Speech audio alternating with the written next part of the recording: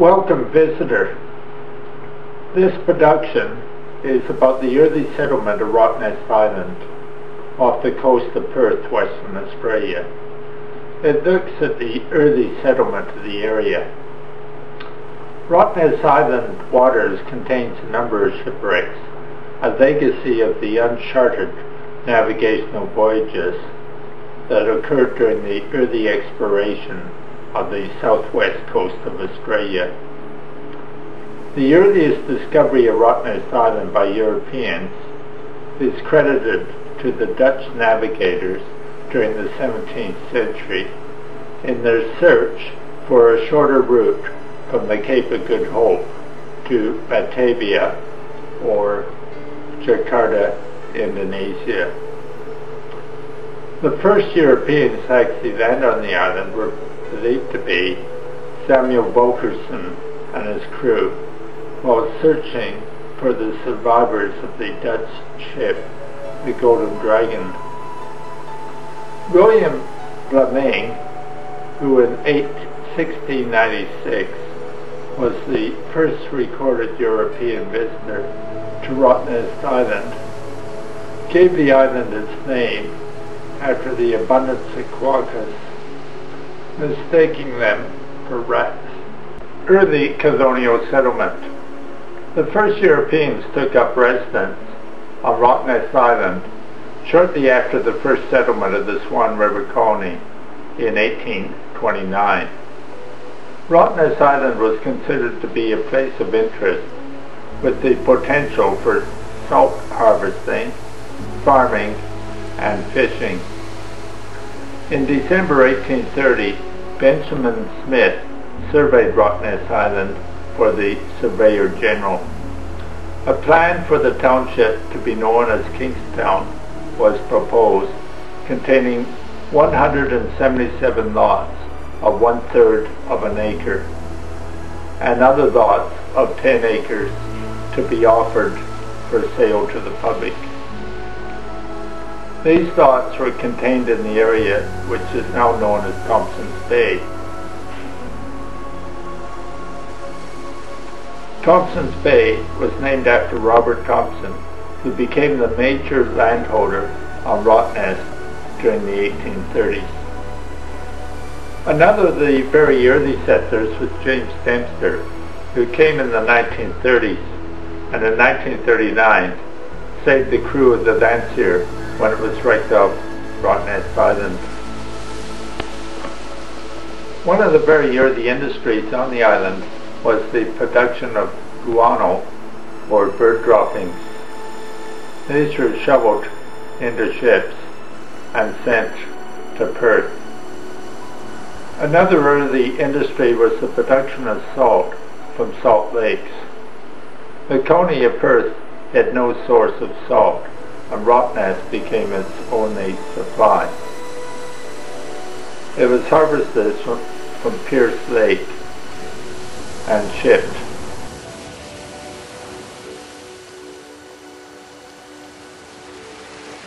The white building is known as the Salt House and was used for the storage of salt. Today it is a museum and welcome center for tourists. Rottnest has 12 salt lakes, each with a content of 4 to 6 times greater than seawater. The two shallowest lakes dry up during the summer and expose a thick layer of rock salt that is easily collected. For many years, Rottnest was the only source of salt in Western Australia. During the 1830s, settlers from the colony of Perth settled on Rottnest Island and began farming using primitive instruments. In 1831, a small penal colony was established on the island under Superintendent Welsh.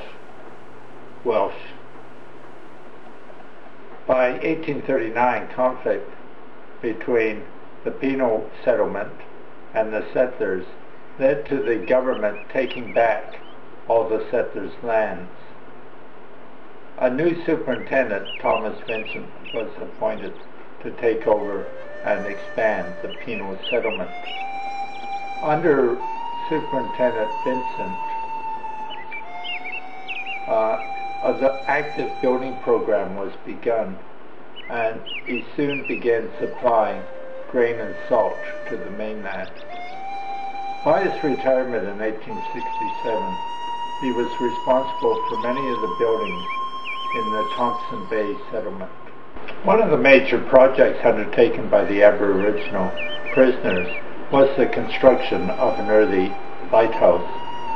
In 1842, the government decided to erect a lighthouse on the island. Henry Trigg was sent to direct the native prisoners to dig and lay the foundations. The original lighthouse was situated in the center of the island and constructed of locally quarried limestone. By 1851, the lighthouse was officially open. It was replaced in 1896 with a new, much larger lighthouse, and the old tower was demolished. The first lighthouse keeper was Thomas Carter. He was replaced by Samuel Duffield in 1854, who occupied the position for 28 years. Along with the lighthouse, the government established buildings and maintained a group of men known as pilots who would pilot ships into the harbour at Fremantle. The Aboriginal convicts were responsible for many of the buildings which exist today around Rottnest Island. One of them is known as Buckingham Palace. It was the Lomas Cottage. A nickname, Buckingham Palace, received in the 1880s when Warder Buckingham lived there. Originally, the cottage was built for John Lomas, an ex-convict and later imperial pauper, for whom the government provided housing and provisions. Over the years, the cottage has served many purposes. In 1997, it was restored to its original form and now serves as an exhibition place. Lomas Cottage was originally constructed as a one-room cottage surrounded by a large garden for Lomas to grow his own vegetables. Lomas was reportedly a strict vegetarian. He left Rottnest in 1874, leaving his cottage to accommodate a warder named Buckingham. By 1901, a second room was added, and the building was used as the telephone exchange. The eastern wall was removed, and large double doors fitted to allow the installation of telephone equipment. Many of the convicts' early works are located along the coastline of Thomson Bay.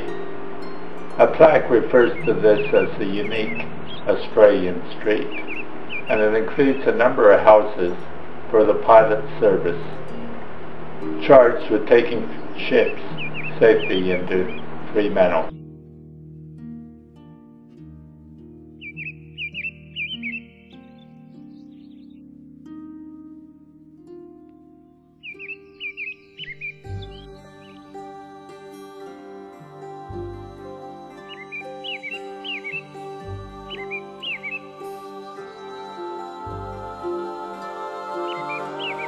The cottages and the front walk are some of the oldest surviving structures on Rottnest Island.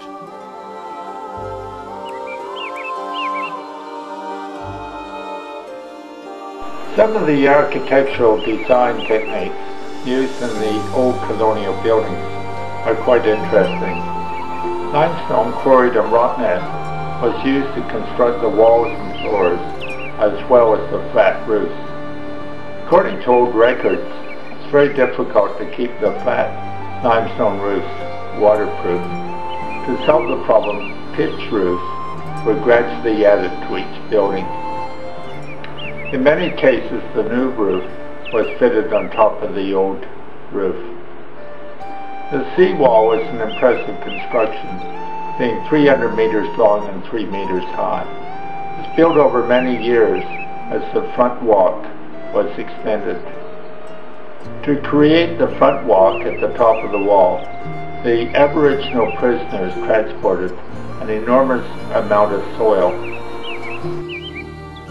I found it interesting that during the 1800s, what is known today as Rottnest shopping area was used as the stable yard for the prison superintendent's residence. The yard included the first prison and farm buildings, some of which survive to the present day.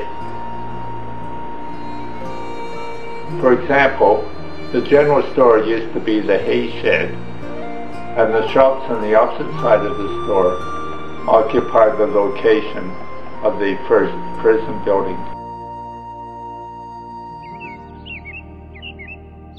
The superintendent's residence, hay shed and stables used to be the center of the early Thomson Bay settlement. Over the years, however, the building complex was split up, first by a severe fire in 1856, and later through the closure of the prison. With the arrival of the first holiday makers in the early 1900s, the old farm buildings became redundant and new tourist facilities were needed. The general store and bakery were first to welcome the public, later followed by a greengrocer, butcher, laundry, and hair salon. The current shops opposite the general store were constructed in 1960. The mall was completed with the opening of a takeaway food outlet in 1987. The hay shed exists today as the Island Museum. The store, together with several other sheds and stables, was constructed after a severe fire destroyed most of the earlier farm buildings. All the farm buildings on Rottnest were originally outbuildings of the superintendent's residence, the hay store forming the westernmost boundary of the farmyards. The hay store had a threshing ground in the front of the building and a hay press attached to the back. In 1903, the penal settlement closed and the island was open to tourists. By 1907, a tramway was built on which a horse-drawn carriage carried visitors from the army jetty to the settlement. The tracks were taken up in 1925 and reused in the Perth Zoo. Now a look at Rottnest's first schoolhouse, built originally for the leading hand of the pilot service in 1890. It was converted to Rottnest's first school with the closing of the pilot school in 1903. Children before that time attended school in what was the old chapel. It operated as a school between 1910 and 1960.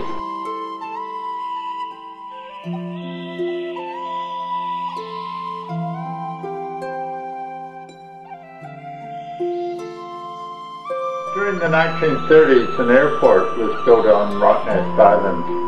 This photograph celebrates the arrival of the first flight. Now we'll review the history of the Quokka Arms Hotel. Now a look at the governor's residence. In 1848, Governor Fitzgerald expressed interest in spending the hot summers on Rottnest Island.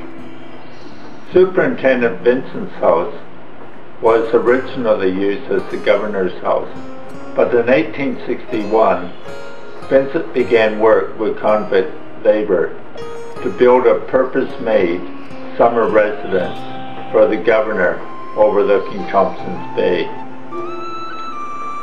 The 1912-1913 summer was the last time the governor used the residence in Rottnest.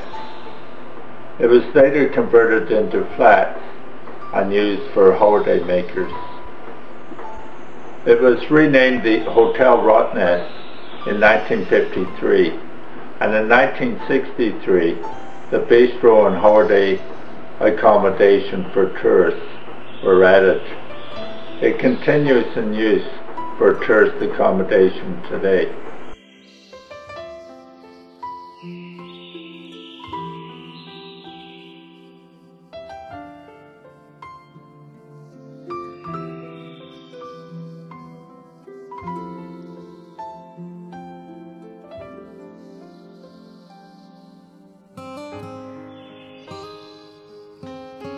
The modernization continued for the Rottnest Hotel.